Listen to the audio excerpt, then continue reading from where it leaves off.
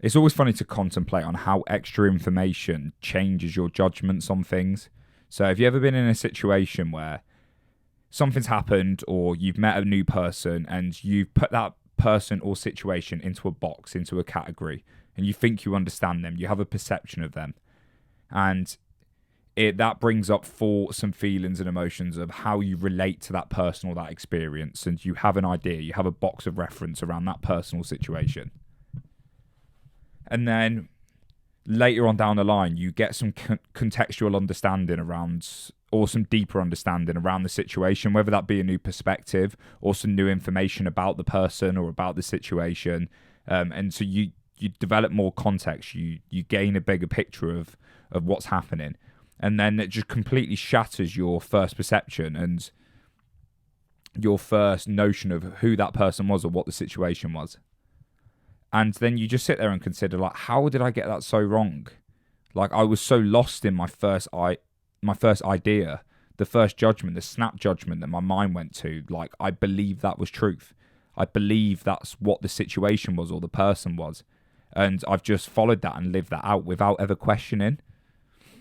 And if you extrapolate that and pull yourself away and look at your whole life, your whole existence, we do that second after second, minute after minute. Our whole life is just, we have very little understanding and we're making snap judgments and living them out like they're truths.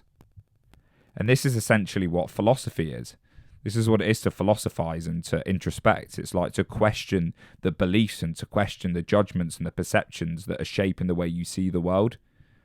And if you see and you act out from how you perceive the world, then to not question that is just to be on autopilot. It's just to whatever the mind conjures up, whatever comes up from the deep parts of your psyche and projects onto the world or percepts onto the world, you live that out without ever questioning it. And Jung came up with an amazing quote. It's, until the unconscious becomes conscious, it will rule your life and you will call it fate.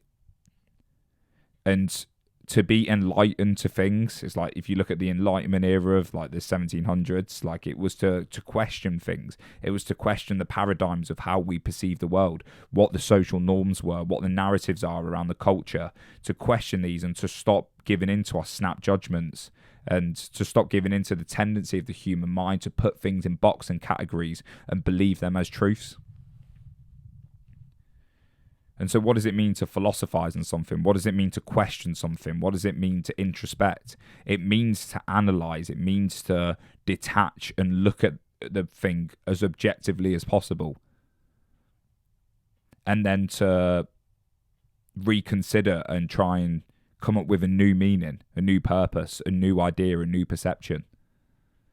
You've got to understand that you have such minimal, limited understanding of everything that's going on out there, every situation that's going on, even the concept of your own psyche, the depths of it.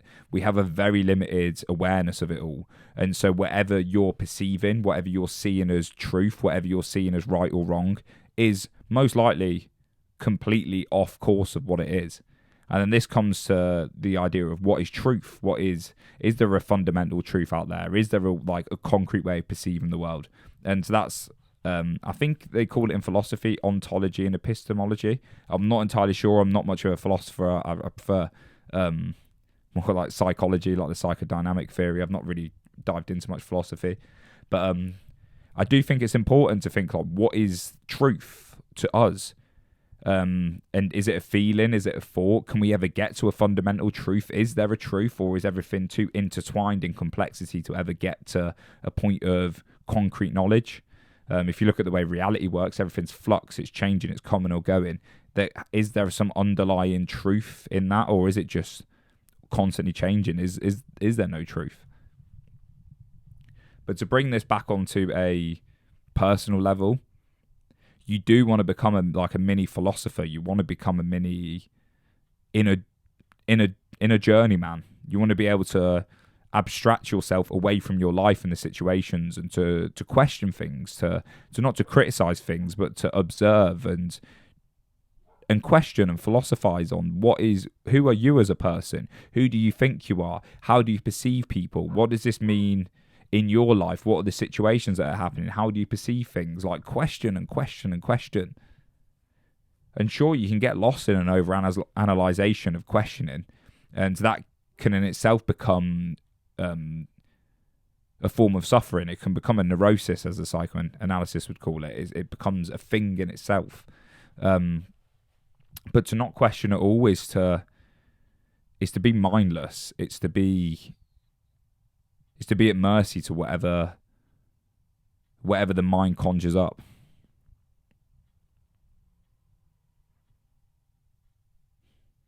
And I think that's all I've got to say today, guys. It's a very short video. We're tackling a very complex subject.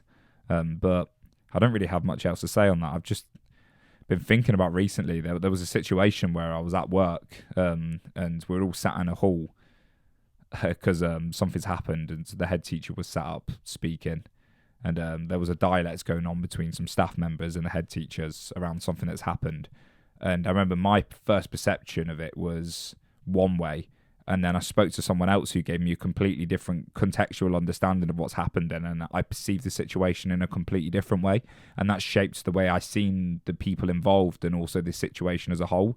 And I was like, wow, I just like unconsciously attached to the first narrative that popped up in my mind, and then seen that. And then as I was driving home, I was like, I wonder what that means for my life. I wonder what that means when I'm just living my day to day and how I'm interacting with things in the world and people. Am I just giving into like these very limited preconceived judgments that I have and just living them out as their truths? And then the trail of thought started going where I wanted to philosophize things. And it's important. It's important to philosophize. But that's all I've got to say, guys. Thank you very much for listening. I hope this was helpful. And I'll see you all in the next video.